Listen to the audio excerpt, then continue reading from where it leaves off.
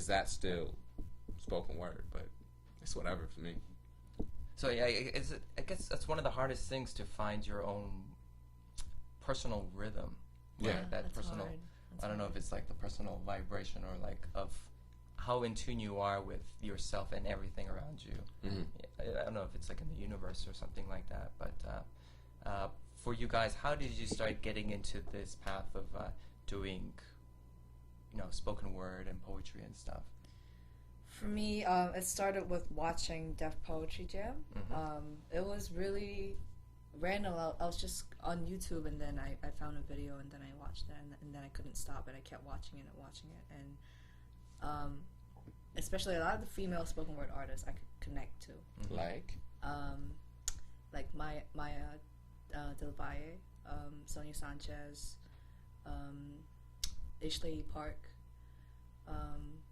and I was like, I have similar stories like they do, and I thought I had a voice that people might want to hear, my stories that they want to hear, and I started writing. And I still remember the first poem I wrote. I was super angry about foreigners in Korea, about the way, so I kind of put together their stereotypes of Korean women and how I struggle with my own identity. And it was back when we had a spoken word event, pretty big event, called Word Food, back like 3 years ago. And I did it. I just went on stage and I performed it, and then I rushed down, and then I just left, I just ran away from the venue. Because it's such a really, for example, if you are a person who can play music and then draw and then do poetry and then do acting and stuff, they each have their own, levels of expression and stuff. But there's that one thing, it's just like, yeah, I can act in front of like 500 people, it doesn't matter, but if I sing, man, I can't even do it. Like, you get choked up, and like you literally feel the choking of your throat or something, and it's really hard to express. And if you could really truly do that one facet of yourself, finally, that you can totally, open up to a new dimension of, your personality that people wouldn't even realize at that part. Like, oh shit, you sing? Yeah, I sing. And not only that, but in the ways that we express ourselves, it brings out certain parts of our personality. So for Chloe, I used to always ask Chloe, I was like, man, you always be writing something serious and deep, and you know what I'm saying? It always has like so much. I just gotta really think, and kind of hurts my brain a little bit. You know what I'm saying? I'm going through emotions and stuff. And I was like, you ain't got no happy poems, and it's right. But even for me, the type of stuff that I want to write, I don't necessarily. It doesn't always come out in poetry. It might come out in radio or in music, or every expression brings out a different piece of my personality. And you're surprised by it too. I'm like, I want to write happy poems. I want to write about birds and songs and flowers. If you do something like that, for example, you say, I want to do this particular thing, do you find that much more harder to do it because you actually... Sometimes you need that discipline though. Sometimes you need borders. Sometimes you need that, let me try to do this. Because it is a challenge for yourself too, right? When you kind of do that stuff. Because if you are conscious that, like, man, I'm doing a lot of morose or dark things and stuff, they're like, it's time to do the complete opposite. Because when you actually do the complete opposite, then it shows that your, the polarization of your expression of dark to bright, it can actually show how, how deep and how far you can go and stuff. So for you guys, when you're actually making things, or you're actually, beginning a new verse or a new, type of performance, how does that usually come to you guys? Is it just very random, or is there, what is the process? What is the development for those kind of things? For me, random lines just pop into my head, and I. Is it a random line? It's a random line for me. For me, it's a verse, and I write it down. Me too. And so, for example, with those random lines, is it like the starting line, or is it just any line that could be inside it? Any line, and then I just write down on my notepad at first, and then I go back to it, and I try to explore what made me think of that line and what I can express from that, and I really delve into that, and I start writing from that. Same thing for me. I mean, I don't know, and this is bad, but I don't know what I'm talking about half the time until I actually do it. Like, as I'm writing, I try to figure out, okay, well, what is this about? Like, I'm discovering the story, but I feel like I'm seeing, like, I've written about all different types of stuff, from the domestic violence to breakups to situations, but I'm kind of, it's weird. It's almost like I can see the story unfolding. Like, I see the stories and the characters kind of playing out. And so I'm just writing it as I imagine it. So if it sounds realistic, it's because in my brain, like, I'm not trying to do it. Whereas when you become a disciplined artist and not just a free-spirited artist, and you actually assign yourself something, that's difficult, because you have to actually, okay, I'd like to write about this, and I'd like to, I recently did a song with a friend of mine, and we said we want to do a song about our parents, want to do a song paying honor to our parents. And it was hard when I first started, because it's like everything I was coming up with was just so corny. Like, I didn't even know how to start. Like, my dad was raised here, and my mom was, and I was like, I don't even know what to. Western Philadelphia. It just seemed like, how do I even approach that without sounding just like really? But I actually found a beat and was able to tell the story in a way that I didn't think was corny. But it is a lot. It's very difficult for me to think of the topic first. It's easier to start with the line and then ask myself what drew myself from the line and what's the story in that line. That's actually an interesting point that you actually said too, is that you found the beat, right? Because usually when you're doing like a spoken word thing, for myself, like as a person, just any person who would look at that very superficially, they just hear a performance and they hear the words coming out of that. But I guess on the other side, they may not realize or notice that there is a particular beat that the person is going on, that, like you mentioned before, the one guy's like going to like Captain Kirk style, and then afterwards it's like, at first like, it's just the style, but I guess it's a beat that no one else is really hearing, more distinct as the person who's kind of saying it, I guess, right? That's true, and it's like, it's the rhythm, what we talked about, like the rhythm in who you are, finding your own rhythm. Do you always find yourself doing the same type of rhythm all the time? No, not at all. I think it's I love when stuff almost is really just all over the place, because I just feel like it's more dynamic. Like, I think of the Saul Williams piece that we played, where he was talking about the moon. Yeah. And can you let people know about that? The Saul Williams. That's he's, there's structure, but you know what I mean. It's good to be dynamic and have a lot of different things going on. Whether that means you're going to make sounds, or start beatboxing in the middle, or start singing, because I think that's how life is. I don't think life is like just monotonous. So I think if it's kind of damaging if you only have that. Even with music I listen to, if I realize like, hey, I've been listening to the same artist, but they do the same thing every album. Like, I'm happy that they've stayed true to their roots, but I kind of want them to grow a little bit. Like, switch it up, surprise me. Especially because you grew with that person too, so you actually expect something more. Yeah, it's in there. So we have to stretch ourselves to do things that are different. I mean, even, with music, sometimes I do stuff that I think, this might suck, but I'm trying to suck to succeed. Now, wait a second, that doesn't sound right. Okay. What I'm saying is that you have to failing forward. I don't know. You can't be good at anything. You have to start somewhere. And I feel like with Elliot, ever since he started recording and started doing more rap, he's definitely know how to like play up with the rhythm and really kind of. He's become more versatile with his rhythm, and I try to do that. I think for me, rhythm is very much influenced by who I'm listening to at that time. If I'm listening to a lot of music, or if I'm listening to a lot of poetry, if I'm just reading it, sometimes I try to create my own rhythm. Also, sometimes the poem kind of structures itself. But rhythm is huge in spoken word. If you see spoken word artists perform, you can catch it. Yeah. So then, I guess now, like, you really hear the distinction of each performer that usually goes to Wordsmiths or anything like that. You can actually, that's their style, like, you can hear it, like, for sure. It's like, sometimes when I hear, like, a comedian's joke, and if someone says something, like, that's totally his joke or something, like, no one else can really do it like that guy or that girl or something like that. Okay, that's very cool. So, in this point, let's just talk about Wordsmiths for a bit. Like, how did this all come about to the point where you guys are now? Whoa, it's like crazy. I'm gonna try to tell it in the quickest way possible. What's up, everybody? What's up? What's up? What's up? I'm sorry. I wanted to do videos. Like, I was thinking, man, I need to make a video, and I wanted to make a video for Valentine's Day. Valentine's Day. I always say that wrong. And there was this song by Andre. Wait a second. It was the Outkast or just Andre 3000? I think it was on his solo joint. Happy Valentine's Day. Every day's the 14th.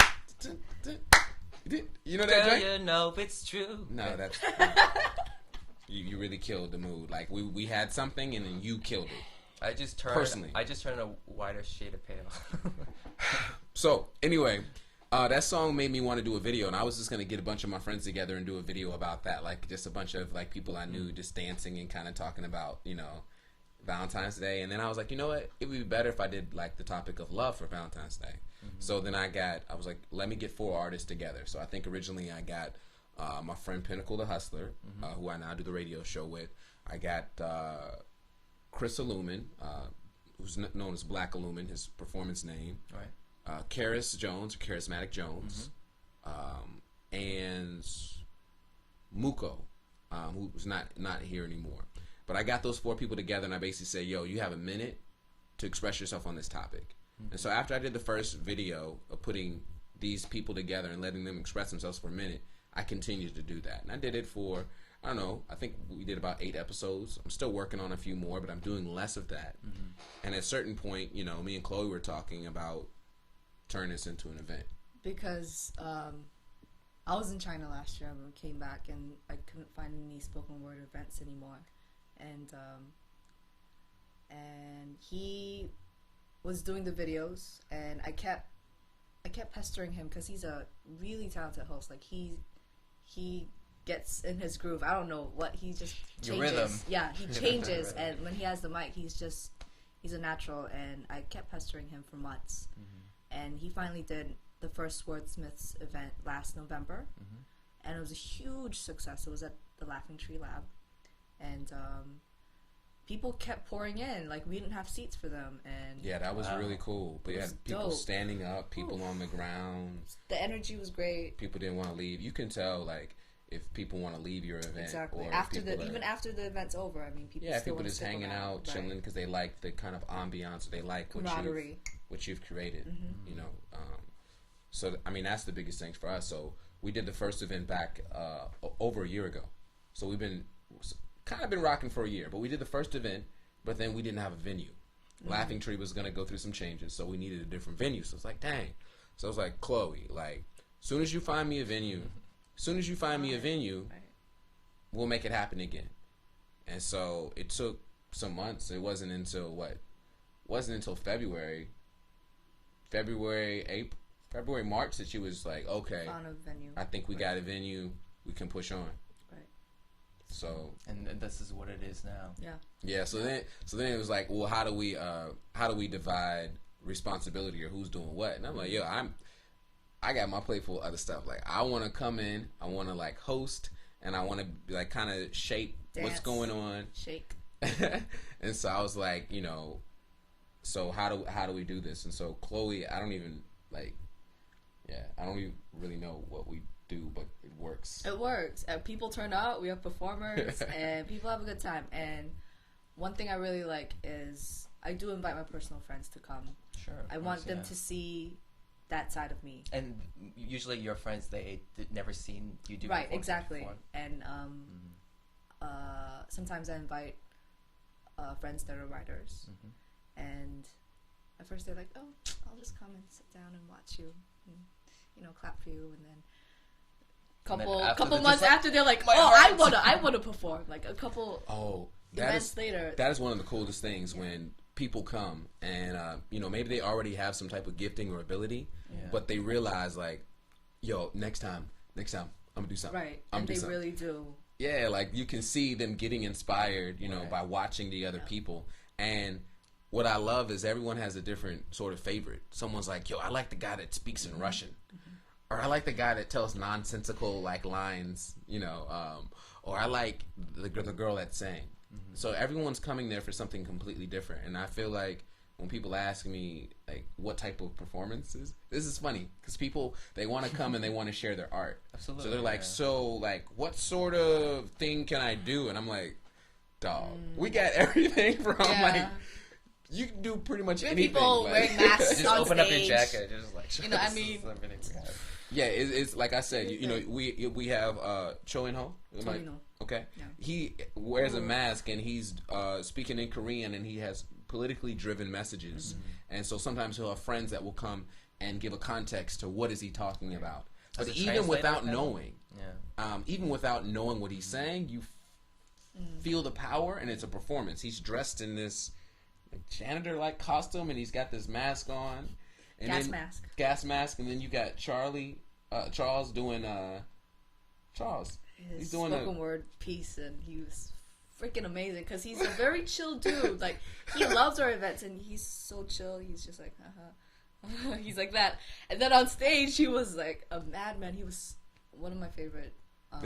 Most memorable. Then you got music. I mean, you got Prime Minister of Sound bouncing all around the stage. You got CJ's Infinite sitting down doing his thing. Down rapping. You got Charismatic Jones coming through. She could be playing backup for somebody, or she could be, you know, actually performing her own work. Abby comes and brings a loop pedal. I can't say that there is like the same performers each and every single time, and that to me is kind of good. Right. Because it means that each and every show has something different. Last show, we had Jess Crawl, and he was doing like slam poetry because he's done that back in the States. So he was doing the type of poetry that like I really like to see. Like that's the pocket of stuff. And he was like, "Yo, I don't even need a mic." That's awesome. Which threw it off for everyone else because everyone else was like, "Yo, should I use a mic?" You know what I mean? He didn't use a mic, and he just commanded the stage and just captured everybody's attention. But I love the diversity in what we're drawing out, and to bring it back to what we were saying earlier, we just felt like there wasn't a home when we first got when I was performing. Shout out to Venus for doing word Thank food. you so much. And really having that community. When that community was set up, it was dope. I used to go and just listen. Like I went and I listened way before I performed. I was listening to Lauren perform.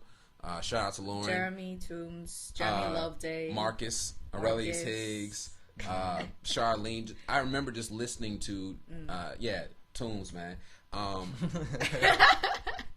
Like just listening to these people and how they did stuff, and it inspired me to do the stuff that I'm doing now, but it happened, even years later. Right. But we realized that was the Hive. That was 2009, 2008. 2008, 2009. And we were like, she comes back from China, and I realized, like, there's not really much going on for spoken word. Comedy's got a great home with stand-up soul. Albert and, wait a second, I'm forgetting all the names now. I'm about to mess it up. Rudy, and we got Albert Jeff Sinclair. And Rudy. Yeah, Jeff Sinclair or whatever, organizing and helping everything going. Amazing performance, by the way. Right. The whole community, Daniel Kennedy, everyone's doing a great job. I'm missing people now. People are going to be mad at me. All right, stop. Anyway. Yeah. You know who you are. You know who you are. Okay. Adam. Dare you people. But that was an established community. Stand-up soul. And then for hip hop community, there's a lot of shows. There's a lot of regular shows going on. And each community has a different vibe, and I Absolutely. love the vibe. Yeah. I'm super biased. I love the spoken word community. Brian Aylward, sorry, since you kind of started things, I just want to shout you out. I love the atmosphere of spoken word poetry. I don't know if it's because people are so honest on stage, and they're so free with their expression that sometimes they just rant, and they're super honest, and after their performance you feel like you kind of connect to them in like a really super intimate way. Right. I remember the first time I saw Heather perform. We did a word food event in Itaewon at, I don't even remember. It was like some type of restaurant. We never did there ever again. Vino, the wine place. Vino, at Vino. And the way she was performing, it was like, I was like, I don't know. It's almost like you're reading through somebody's emails, or you're like looking in on someone's private life. You're like, I don't know that I should know all this about your life and your last relationship, but I feel like I know you, and I know I connect you. with your Yeah, story. Exactly. Right. But you do feel, people are really opening up and talking about stuff that they've never talked about. Maybe poetry or the stage is the only way that they can talk about these things. Right. It's the only place where they feel comfortable addressing these things, whether it be like terrible stuff from their past or just frustration. But I love the breakup the breakup poems, or like Stop I laughing. love You're like laughing about it. like no, seriously, like the I love my, like the woman, like I love myself even if a man can't love me, like that's dope, or I realize that you can never love me as much as I love me, and I discuss, like I love not just women, but I love when like women share that, because you get to see, as a man, I don't really know what's going on in a woman's mind and how they think, but on stage, like I wish more men would open up. I feel like actually women are very honest about their feelings and emotions. I haven't seen a guy really go in like that, except for, I love my woman. Like, other than that, like, they don't do anything. Or Rich talking about how much I got all them bitches, I got all them hoes, I got hoes in this country. And I'm like, what? In this country, not even. I mean, he's sharing, he's being honest and in real. No, I don't know. Have I been? You always talk about like you said you did a beautiful Valentine's women one, so. and like you know like. I guess I'm being more of like an idealistic type of expression, right? You're like describing about a specific person you're looking for. Well, no, I think I've done my poem Dearth. I don't normally perform Dearth, but Dearth is like a real poem, but it's not the old English. It's kind of written in an old English sort of way. It's like I have no such diversions, I have no such aberrations to follow. Folly, he has found me only in my mirth. Now a colder temperance settled upon me, and I find no rest from it. Only in the clouds light when the day break do I find this. I can't remember, but there's like, that was me really. But even there, I have to do it in a language that is somewhat shielded, because I don't feel like putting all my stuff out there. Like, right. But I did say how I felt, in that particular joint. I want to see if I can like remember part of it and actually do that, because that's actually like cool. But it's very difficult to do that. It's easier for me to say how I love a girl, or admire her beauty, that's right. That's easier to talk about something fun and talk about something light. The domestic joint, I'm connected to stuff like that, but it's not like it's happened to me, or not like I've been in that particular situation. So that may not be as personal. Maybe it is easier for me to talk about things that are around me, rather than things that are happening directly to me, because it is hard to stand on the stage and be that naked and be that bare. I think I do that more in the music, right, than I do in I guess the spoken word. It's really interesting that you guys brought up it. Like, I can really start to see the similarities with comedy, but I can see like a huge differences as well. For example, the comedians is, let's say, 95% male. Okay. Yeah. And Janet's gone, so it's maybe 100% now. Right. So she was the last one. We miss you, Janet. Yeah, we miss you, Janet. Much love. And the thing is like Chloe, like you mentioned before, when they go up, you said you want to see more guys express how they really feel about love and women, and just that form of truth. Guys usually they talk about those things, but the tone is obviously completely different. It feels sometimes a little bit exploited, right, for the sake of getting that instant reaction of humor and stuff. And talking about the crowd when they watch it, they get inspired. Sometimes in comedy, you get like disinspired. Like, how can I say it? Like, you're watching. My man said disinspired. You're watching a performance, right? And you've never done comedy before. You're sitting in the front seat. You look at one guy. He's like really intense, and he's like, "I could do comedy." You know what I mean? That's how you do it. But when you disinspired, that's what you. Yeah. Disinspired is my new word. So when that. someone sees like a poetry slam or like a spoken word performance, like, I could do that. It's like, we like to think of it in a so positive different way. In a positive way. Yeah. So then afterwards, this new person comes over and stuff, and I was like, you did it, you know, but you got to keep working on it and stuff. But yeah, it's really interesting that whole different vibe and stuff. Just the atmosphere too, like you guys mentioned before, like it's so different. Like one of the most interesting things I've been feeling and realizing much more is in the beginning, I still do sometimes, I focus too much on what I'm prepared to say. And then when I do it, I'm just telling them about it. Mm-hmm. But there's moments like you have to take a break and you have to kind of listen to the silence between people. Like listen to how they're reacting, because you're having a conversation and that their response is laughing, you know. And if you, for example, you're saying a joke and you expected a funny, you know, break at this part here, but it didn't happen, it's because you weren't really listening properly. You know, like talking about the rhythm stuff, I can totally get it now, because Tom Rose, he performed this past weekend and stuff. I think he might be performing tonight, I'm not sure. But watching him perform, you know, he's like a veteran comedian. He's done many things, you know, stand-up soul brought him here. Watching him do a performance after all the, you know, soul comedians came and they see like a professional person doing their thing, it's like day and night. You know, he was, the way how he was talking, I could hear it. I can almost hear him singing a joke. Like, he's like, and then you gotta do something this, like, how do you expect him to, like, fold, I don't know, like, pillow blankets, and because the guy has no chin or something, and I'm like, what the hell? Like, this guy's hilarious. It's just, it was like his cadence, you know, he had this cadence and this presence brought to him. You said something, though, that I think... Disinspired. Not disinspired. I love that word. Okay, that was dope, too.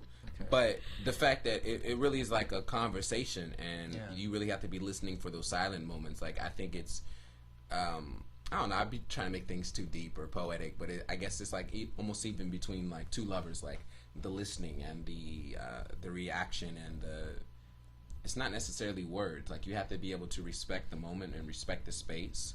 And I know when I first started performing, I would just read through something like super fast and then go sit down. Yeah. Like, cause I you know, and then I realized I can actually take my time and I can like look up and I can engage and I can see what people feel and I can stop for a moment and I can talk to people. You know, I hosted an event that Dia Frampton was at last night of The Voice. Right. And, you know, she was in the middle of singing a song and then she just stopped and like started saying something to somebody in the crowd. Then she went right back into singing the song, but it's like having that artistic license, if you will, to know that you can do that. Like, you're the one with the microphone. You're the one on the stage. You own that. Take as much time as you want. Stretch out. If you want to sit down, sit down. You want to stand up, stand up. You want to roll around the floor. I mean, you're on the stage. Own it. Make it yours, but also make sure that you are connecting with the audience, because if not, you're just having a monologue with yourself in your closet and people just happen to be watching you. Like that's so important to really be paying attention to what the audience is feeling, because you could go a completely different direction even in a poem. I mean, I think with comedy it's a little bit different, because like you could get a heckler and then that heckler situation could turn into like a good moment. Have you guys ever had hecklers at all or anything? Yeah. Oh yeah. Yeah. Really? You talking about? Should we? That's up to you guys. Okay. I asked the question. You can say whatever. We had our first heckler. Yes. That means you made the big time. Yeah. No. But we do have. Me included. We do have people who write political poems. Okay. And there was this one man. I do not know his name. He's from New York. He's from New York. I think I have an idea who it is. Right. Okay. And he was. We'll talk about it after.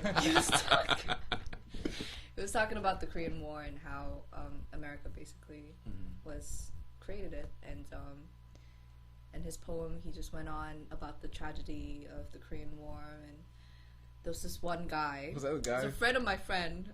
He was loud too. And he is a poli-sci major, and he's American, and he feels very strongly about certain people saying certain things about America, I guess, and he was like really loudly, and he was drunk too. He was like, "Boo! You suck! Stop!" Like in the middle of his poem. He's like, "Stop! You're bad!" And then, wow, and that's then, hilarious. You know, the thing is, we have a very quiet audience, and so everyone could hear him. But his girlfriend got so embarrassed that she ran out.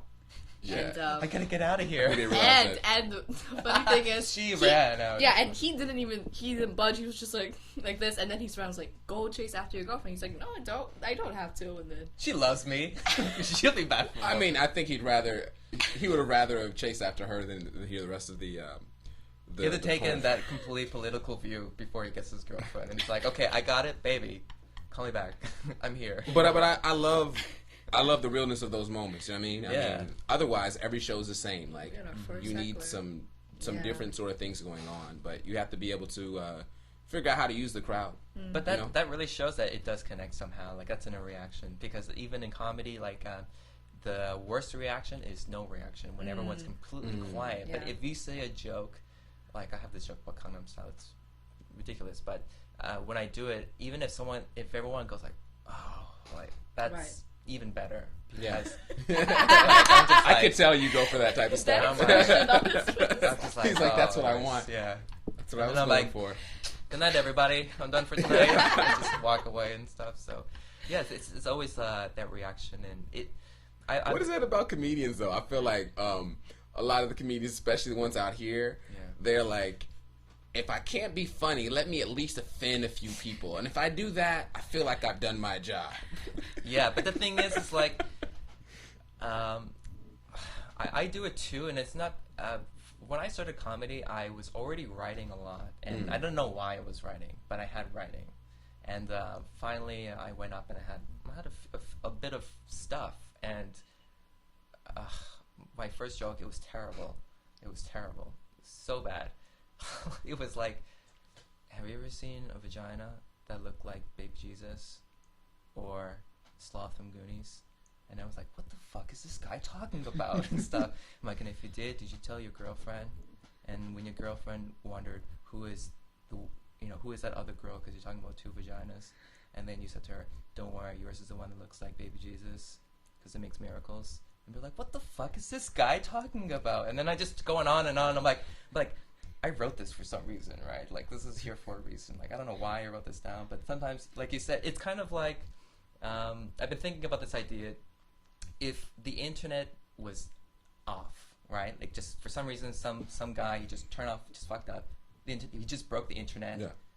It's no absolute way we can ever get back to it, but it still exists all around us, right? So, like, all that time, we're walking around in like all these like invisible waves of YouTube clips or like porno and like Wikipedia and stuff, just going through your head and stuff. And sometimes, somehow, what if there was a way that you can kind of channel it just with thinking about it? You get an idea from the air. So it's like the inspirations that we get. It's like, what if there was like a internet before the internet? It's like Carl Jung said about like the synchronicity, the web of consciousness that people share and stuff, that all these ideas came before. Like, it's already out there, but it's kind of like we have to kind of pick it out, and it comes through us in a different way, and that's where you find your own voice. It's like, we're talking about the same thing. We're talking about love, but did you ever think about love like this? And then afterwards, people are like, oh shit, what channel was this guy on? Like, where do you get this stuff from? I have the sudden urge to punch you in the chest. Thank you. Just in the sternum area, right here. Oh shit! That was live. We're gonna take care of that later on. Did that offend you or something? No, something you said. I just wanted to. I don't know. I'm sorry. We'll be back after these messages, everybody. Anyways, yeah. So next up, what is the next? Okay. What are the next performances you guys going on? We have actually this month. I'm sure you guys, if you've lived in Korea long enough, Pepero Day. November 11th. Yeah, okay. That's when Wordsmith is happening. That's the November installment. We usually just have it second Sunday of every month. So that's an easy way to remember. Second Sunday of every month. Come to Wordsmiths. Yo, let's perform or something. Let's do something. All right, you guys want to perform something? Yeah. Okay, it's going to be on live, and we're going to show it. Let's see. We got some performances. Chloe, would you like to go first since it looks I think Elliot's ready. He's All ready right, to I'm trying to think. hop off. I'm trying to think. Can you say some words or something? I'm trying to figure out what should I do. Should I do Time. Time. What's time? I have a piece about time. I was just saying time. Oh, okay. So just say a number. So it's like time. Okay, this is one that I always like to do. Okay. But I feel weird about it because I wrote it like in 2007, and there's a line in it that I think could be perceived or probably is homophobic, but I feel like I've grown since that time. But I always feel like... So, but the thing is, this is crazy. I've tried to like live edit it. It does not work because there's a rhythm to it. Once you lose that rhythm and trying to be PC... So if you like, take out it that just- one, if you edit it, it doesn't sound the same anymore. It's just, Yeah. it needs that. Exactly. Part of that It flow. needs that homophobic, it needs that piece, you know what I'm saying? It just... Anyway, What is it called? DC Movement. DC Movement. Yeah. Okay. Let's see. Elliot Ashby, DC Movement. Elliot Ashby, DC Movement. Back up. How does it go? No, stay in the mix. I like how poets do that too. They step up to the mic and they take a moment The camera's right there too. and then they look up and then they perform, but they take that space. But they're normally trying to memorize their piece, make sure they got it. Yeah. Hurry up and get out so we can get in. I heard the whole... messed it up already. Okay. Hurry up and get out so we can get in. I heard the whole district can fit in. The urbanization and transportation makes every day feel like a trip to the airport. My fare card's short, and I'm at the gates of court. 1-800 DC, do you have tech support? It's really much simpler than it presents itself. We traveling from different boroughs back to the Commonwealth of VA, where the streets are slow like the west parts of PA. This is an instant replay. I'm your instant DJ, where the streets are slow like the west parts of PA. Ain't got no iPod and no iTunes, so I sing, holding back these tears I felt so long. Holding my melodies as company on the single track. Ain't got no pack on my back, cause in the streets I keep it brief. And in the streets I be seeing so many spaced out and based out. It ain't a joke and it ain't funny. So many street dwellers asking me for money. But I'm an unpaid intern. My only papers, resumes, and business cards. At times I find it hard, but I put my strength and faith and trust in God. But if I was in the street, man, I'd be swerving. Cause when I'm in the midst of people, I'd be doing a lot of social observing. I see some trapped in their own silence. Others listening to their own... I see some trapped in their own silence. Others rocking to their own drum. I feel like this is the book of Access in all these diverse tongues. Spanish, German, Korean. Hanguma. All tied to this land of freedom. I be seeing Slavic-looking faces from East Europe and golden complexions from East Africa. Whether it's E.T. or Eri, aside from that, I'm watching these men's eyes and think that some of them are fairies. And I'm allergic to the magic dust. Achoo. Movement on the escalator becomes an issue. They say, stay on the right, walk on the left. But it's all the same. We're all huddled and hurried up in this crazy game. Thousands of interns and young professionals, sophisticated individuals. We brew coffee as this everyday ritual for daily grind, this battle against time. For eating on the metro, I heard this little girl got fined. So I'm walking up the escalator and it's a constant climb. And I'm steadily thinking that I can beat time. Oh, time. Nice. Shit. Time. Call back. Yeah, it worked. It went back full circle. That's Full amazing. circle. Awesome. I feel like I should have done that one. I was kind of crappy. Oh man, that was I can good. hear people clapping too. That was good. Oh, you can hear it? Moments is so Cyber good. clapping. That was good. Awesome. Chloe? All right. I know we went on about how spoken word is about performance, but I'm gonna have to read this piece because No, we'll listen. We'll just we'll feel it. yeah, feel it. Close your eyes with me. The title of this poem is "If I Told You That the God I Believe in Is Not the God You Believe in." The moon falls into the abyss of the sunrise on the canvas of a finger-painted sky. The earth flips through the pages of astrological stories, scientific theories pale like uncelebrated gray skies dispersed in a sea of space. Mathematically calculating, measuring what we can see when eventually the sea only sways to the wind's melody, or does it clash to create the most violent cacophony? Still, it never fails to rise to shore into a feeble fizzle, purging out the inconsistencies within the symphony of motion. You clasp your hands at this panorama, praying for your paranoia of the feeble needs of fizzling moments, forgetting that your heart pounds, and within you beats fierce yearning to live, because we are but what our stomachs receive. This metaphor is life undone for greater visions, manifestation of the ultimate showdown when our bodies are strewn about an empty stage, devoid of melodies, of voice. By then, it'll be too late to realize that staccatos aren't quick enough to capture the speed of light, and the bass pumping through the speakers need more volume to match the sound of lovers' heartbeats. Listen to the rhythm of life, gasping for air every time you relive a moment that makes you believe you have another reason to live. When dreams fall through your grasp like sand, fling your fist to the sky and see the burning stars and frustrations of those who've confessed their darkest. And when you do, you'll hear that the echo is not man-made. Make your every breath the most complex and the simplest expression of gratitude. There is no latitude for coincidence. When you speak, you also breathe life. When you close your eyes, you lose yourself. When you wake to see another day, that's when you live this life. Learn to love, because love breeds life. So wanting to love and to be loved is a survival instinct, a rule of nature. Do not disobey it.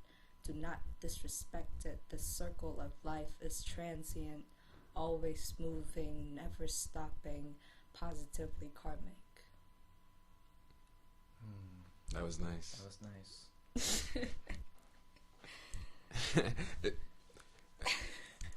And it's crazy because when I hear a poem, and as a host, sometimes I'll call people back up and I'll say, "Can you read this part again?" Because like I think the audience needs to hear that one more time. If there's one thing I don't like about spoken word, it's that I get distracted in one or two lines or a certain part, and then I don't not listening to the next 30 seconds because I'm just like, "Ooh, that was rich," you know. And then I feel like I have ADD, and I wish like I could actually just like record, and that's why we do take videos and stuff, and we're gonna start putting stuff up. But that's a hard part for me, is I get stuck on one part, and I'm so in love with that one part that I might miss the next 30 seconds of a piece. And I definitely felt like that in parts of that. So I didn't get the full, but certain parts I was just ooh. And I make noise when I listen to the poems. And that's part of it too, you know. I want our audience to be a bit more vocal too, and not just this, but like holler if you like it. I was raised in church, so like in the church environment that I was raised in is Pentecostal, so it is pretty much where, you know, you're yelling back at the preacher or at whoever's talking. Come on, tell it like it is, you know. Or sometimes there's a grimace. Someone says something that's really true, and you're like, you shake your head. I mean, you should be actually nodding. I mean, but sometimes you do nod. You're like, yeah, that's right. But other times you're just like, you know. But there's different expressions of how things hit you. Whether it's something that was a terrible thing that happened, you're like, oh, that's terrible. That should never happen. Or someone says something that's so true, it just resonates with you that you're just like, you know. Me and my friends. I mean, I grew up in church, so like I was not going out. I was like in church, like Saturday nights prayer service and stuff. So like 17, 18, 19, like around these years. But me and my friends, we'd all be sitting on the same pew in church, and if the pastor said something that really moved us, we would just stand up. We would just be standing up there looking at him like still like I'm identifying with everything you're saying right now. And then if it really got good, we walk, like we kind of like walk, like just like be like, man, like you know, like clap, like yo, this like right now this is the truth, like right now everything you're saying right now is, you know. But that's the type of expression that I'm used to. So I hope and I try to even foster more of that, you know. And that's why something dope that we do that we did not talk about, and I don't even know who's tuned in still or whatever, it doesn't matter. But something dope that we didn't talk about is we wanted to make this show unique by having a segment. I think we're calling it, what is it called now? Word on the Street. Okay. So we wanted to have a segment where it accomplishes two things. Crowd interaction, which is really important. Absolutely. It's insane that you would have a bunch of people that have like interests come together and not meet each other. Just, okay, let's watch a show. Let's watch a performance. Nah, let's build community. Let's meet each other. There's girls, guys. I mean, maybe some relationships will form. I don't know, you know. But people should meet each other. So we know, number one, we need to make that community thing happen, and so that people can encourage other people and things can build. And that's not just because we want a big event, but we really do want to foster genuine relationships between people. And I've still got that pastoral thing in me, right? And then the second thing is we wanted to highlight artists. Maybe you could speak more about that. So basically, One on the Street, we picked 2 videos that we really like. It can be spoken word, it can be live music, it can be really anything that includes words and visual art. And we've had, and the 2 videos, sometimes we connect them in a really special way. Last time we had Sarah Jones. She's a spoken word artist back in the U.S. And we did, we had Gil Scott Heron's The Revolution Will Not Be Televised. And she was inspired by that poem to write her piece called Your Revolution. And she's talking about how women are viewed a certain way through media, and she basically, you know, talking against that. And so we try to have some sort of connection between the 2 videos that we do feature. But we've had live musicians that you wanted to, you know, sometimes he's inspired by the video. Sometimes it's inspired by the music. Sometimes it's inspired. It could be the lyrics, visual element, you know. But we want to basically show these things and then get people reacting to it. So if it's a topic, maybe it's a topic of cheating. Okay, what do you think? Do men cheat more? Or do women cheat more? And then we're actually having a discussion in the middle, because what happens far too many times is you come to a spoken word event and you listen to people pour out their feelings and their emotions, and some of it's not really well organized. And then if you talk or you socialize, you know, that's like supposed to be a really bad thing. So shh, be quiet. But like, am I really supposed to sit in this room for 3 hours or 2 hours and listen to poem after poem after poem and like not talk to anybody? Like, that makes no sense. Like, how are you going to have a social event that doesn't even allow people to properly socialize? So I was like, we need a break in the middle. We need to have people go ahead, prepare performances. And in the middle, we need to have some break where people can talk to each other, where people can engage with one another, and then we can pick the show back up. But the other part of showing those videos is to provide a history and a context. Spoken word didn't come from just nowhere. There's people that we should know about. There's people that Chloe will tell me about. I'm like, I've never heard of this person. I feel like I'm a bad host. Like, I don't even know about this person. Who inspired this person that I like? So we want to basically expand people's knowledge and kind of bring, and that's how we foster the spoken word part. Because we have comedians come through, we have hip hop artists that come through, we get a lot of different stuff, and we embrace all of that. You know, Rudy's came and made people laugh and stuff like that. We embrace all that. I want those people to keep coming, but our primary focus is really to bring that home for spoken word, and so that's why we show those videos and stuff, and stuff. So it sounds like, you know, based on from what happened in the beginning, you know, to how you guys actually continue the legacy of Wordsmith, of what it is now, that it's still evolving to a new type of level, basically. You know, where, especially with what you mentioned before about having that kind of crowd interaction, which is like kind of missing in all types of performances in a way. You know, it's like everything what we talked about. You know, it's like the art of conversation. It's the art of like true communicating with people and stuff that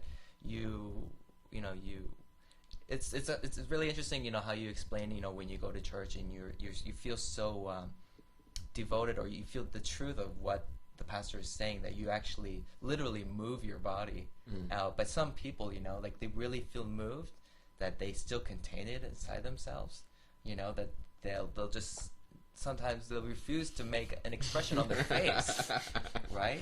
And as crazy as it is, I mean, I kind of relate to that when I watch a movie, you know. And sometimes I don't want to do that, you know, because like with a movie, you know, they try to express some truth. It's like you have 2 hours, and they only take the most important parts to condense this one specific truth. So when you see it, you're supposed to have some type of epiphany or like an enlightenment when you see this thing, right? But with spoken word, like after both of your performance and stuff, it's actually much more shorter, right? So that kind of condensation of something like a really deep or really thought-provoking or an interesting new perspective on a particular topic or scene, or you're stacking these words together, stack, and then boom, it's this one feeling. All right, and then like you said before, I was doing the same thing. I was like, oh man. And then it's like, just keep going, like, oh, I gotta catch up, I gotta catch up. And then I'm like, checking my dictionary inside my own head, and I'm like, I know that word, I heard that one word before, so I gotta make sure I know what that is. And context clues can put it together. Exactly. But the thing is like, it's even if you don't understand the words itself, but it's the mystery of all those words too, because some words have a particular intonation, rhythm itself. When you put those together, like for example, when you're drawing or something, color obviously is an important thing, and what's more important is light, because light is the thing that brings everything into existence, right? If there's no light, there's no form, there's no shape, there's nothing. Never thought about that. Can you say what you said again? Can I? I like it. I love that. want you to repeat that. Okay, with drawing, color is important, but without light, nothing else exists, because light brings form, light brings shape, and the subject itself, right? So each piece that you see or each piece that you create has rules, right? It has points. Yeah. That's the only part of that door or window that you can see, and from that point on, they have their own rules of light, they have their own rules of color. For example, in real life, the more colors you put in together, it turns white. When you draw and you put more colors you put in together, it turns brown, right? So when you put all that stuff together, there's going to be one piece and it's really moody, it's like all dark greens, like jade, ivory green, or something like that. That is the reality of that one piece. That's like the vocabulary of that one particular thing. So like every time like you guys have like, it's really interesting to have both of you do performance, and it's so different, right? Because I can totally feel this is Elliot's for sure, and this is Chloe's, right? And then it has its own reality, it has its own landscape, created by that landscape, by that amount of vocabulary based on what you guys chose to describe it and stuff. Like, it's interesting because every time when I talk to people, I can always see those points of connections in how we see things. That in the beginning, it's just a sentence, right? In the beginning, it's just an idea, and the more you draw, the more you write into it, the more you actually start to see it. It's like you're going back to a dream that you maybe you forgot or something, right? And then finally, when you're like, okay, something like this, and the more you do it, it comes more clear and clear and clear, and you're like, oh shit, it's real, man. Like you can totally feel it. So, oh my god, this podcast was so enlightening.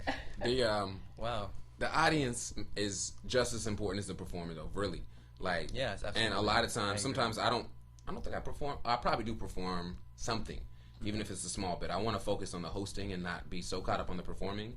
And like sometimes I feel dope. Other times I feel like I'm okay. Like, and so like, but I really enjoy the hosting aspect. But every single person that comes there plays like a vital role. One thing that I would love is I would love to have a regular photographer come out. I'd love to have regular people to take videos, because I'm normally shooting videos. We'll find some. I'm normally shooting videos, and taking photos as well as she is during the event. So we're double tasking because we want to make sure that we have some type of archive to show what's going on. So even this is a wonderful part of that. Man, I know, like, we're supposed to end and stuff, but like she performed and I performed, and I want to perform again. And I love how we're all able to connect with our different outlets, artistic outlets. And I love that. That's for example, myself too. That I'm an audience member, and it's that point of like whatever experience that I have, I can find that part of empathy. Right. That's the amazing thing about empathy. That's how you're going to communicate and stuff. And obviously we come from different places and stuff, and different influence and stuff. But somehow it happened. We can understand each other. Yeah. So let's end it on a high note like that. Okay. Whatever we're feeling, I'm sure they're gonna feel the same thing. I want to perform one more piece. Do you want to perform? I do, but now I feel like it's unnatural and forced. But I really do. Perform for us. The force is with you. I can't. The force Yeah. is Okay. Yeah. I'm gonna perform it to y'all. I don't think I'm gonna talk to the camera, or maybe I should talk to the camera. I want to talk to y'all because it's weird looking at a screen and like talking to that. It's more natural for me to talk to you. Okay, guys. how about this? Well, we're here. We're your audience, right? All right. But keep in mind that there's someone else out there. All right, I'm keeping that in mind. Okay, so let me just give this to Yeah. you because I feel like one thing is very important is to underscore what's going on with your life in Korea. Mm-hmm. The expat experience is very specific and unique. There's a blog or a Tumblr thing called "Kicking It in Korea." I don't know if you've seen it. Yeah, I love it. When people see it, people are like, they can relate because they've had similar experiences. And so I told you I don't really share a lot sometimes when I do just the spoken word, but I share more in the music. And so I have something, and when I perform it, I feel like people can relate to it. So I want to just do a bit of that. It's like sleep deprived, but music revives me. My heart beats and pulses inside me, especially when I don't think highly of myself. My character, my words, my actions, fueled with the passion, am I making right choices? Stuck in my head, hearing all the wrong voices. Trapped in the tunnel, I feel like I'm funneling down, down, down. You would say, can a brother get a pound? Korea, how many friends I got around? That'll last, and when friends pass like fashion, trends, each year the cycle begins again. So I found connection with women. Spent time with several different. Now they're gone, and I'm lost in derision. The preacher was right. He said, I lack vision and need redemption. And then the chorus is like, music is my therapy. When they won't hear me, yeah, they won't hear me. Music is my therapy. My therapy sets me free. And then next one is like, these days, folks got so much to say. She say that he just ran away. Ran to Korea just to be the man. Fluttering his wings just like Peter Pan. Living in Neverland. Every few months my folks ask what's the plan. I wish I was Shaq. I just say Shazam. But I don't know.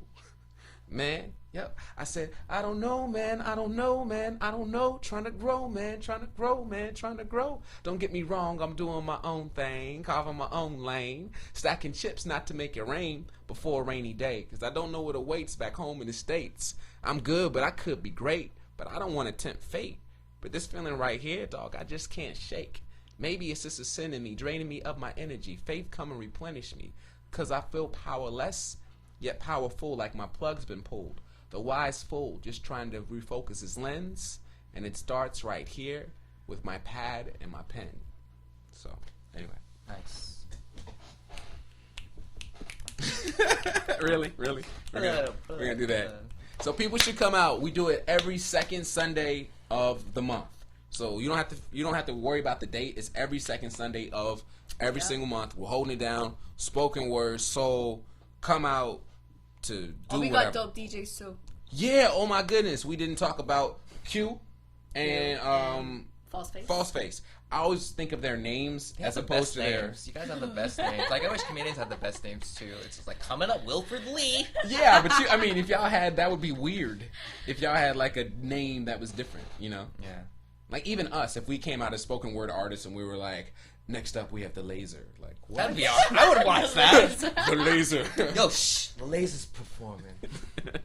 Yeah, because then it seems inauthentic. Like, it's almost cool that like the more you don't have a name, that means it's not polished. When people are asking for spoken word, like the spoken word are the same people that want to see acoustic performances. They don't want the gloss. Mm-hmm. They want like as raw as it gets. They want there to be mistakes and the microphone fall over in the middle of the performance. It's like you're at the butcher shop and just like a big pound of meat to take it what you want. That's what people want because they feel like it's more authentic. They feel like they're really getting the real deal. Absolutely. And I know that's what I feel like. I would rather have like something where there's a bunch of technical mistakes, but I felt like the person bared their soul, than something where I'm like, this person could have just put this on a TV screen and we could have just watched it on the TV because I don't feel like they gave anything.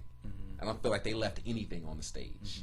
You know, I love that in Coming to America when Eddie Murphy.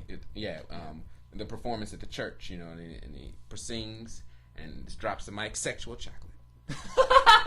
Like, he poured out. He just left it on the stage. Like, I just gotta walk away from the stage now. I just left. That's hilarious. This is me on this. And he said sexual chocolate. Yeah, that's awesome. Yeah, because and that's the last thing I will say, because there's a line that says live full, die empty. Mm-hmm.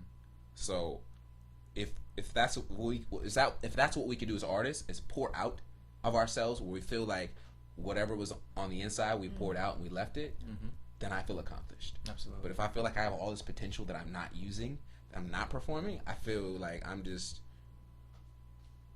not using being stagnant when I could really be pouring out. So I think every person that performs, it doesn't matter how experienced they are or how inexperienced, the fact that they are willing to go up there and share a part of their life with somebody through comedy or through any other form, kudos to them, because everyone else is sitting back chilling doing the same old thing. So anyone that picks up a microphone or decides to write, keep doing your thing. That's all I have to say. Absolutely. Word. So again, you guys just make sure you connect with them. They have a performance every second Sunday of every month. Okay. Okay, so then every second Sunday of the month. And they also have a Facebook group page, Wordsmiths. Yes. Right? So, Wordsmiths. And the next event is coming up soon. That's my good side. And also, don't forget to like our page on Facebook. We have The Artist's Journey for daily inspirational posts and motivational links. And we're going to have a couple events coming up. Stay tuned. We're actually going to build a website coming up soon. We're going to make sure everything is all in one source. And actually, I'm going to start working on having these Ustream broadcasts onto YouTube, because I know this is kind of hard to find and actually watch on your mobile phone or something. So hopefully, I'm going to put it on YouTube. You guys can watch it any time. Just make sure you share and like and all this stuff and spread the word. And if you guys actually feel like you ever want to say something, you want to share, put yourself and just spill yourself on the stage, you can join these guys and this little fellow over here at the Wordsmiths. So that's it from us tonight. Thank you guys so much for coming. Thank you so much for having us. Boom! Really appreciate it. We had a good time, and anytime, please come by again, and we'll do it again, and we'll always keep promoting Wordsmiths and just Thank you. Sharing the truth. Thank you. The truth. Thank you. I like Batman. Dark chocolate. Chloe? Good night, everybody. Bye-bye.